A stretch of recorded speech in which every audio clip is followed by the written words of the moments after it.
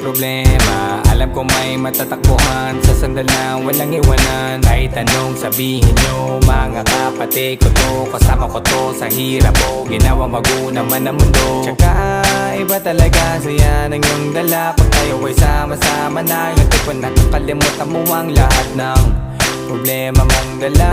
Basta ganun na nga, pag tayo kompleto na, mas masaya, diba? Gusto ko kasama kayo sa kulitan, sarap walang iwanan. At kahit na minsan nagkakaroon man tayo ng hindi pagkakaunawaan, tampuhan at galit, awayan, pag-usapan na lang sa tagayan. Di makatiis pag nakitang nakangiti, apiran wala na yan, sabay halakhakan.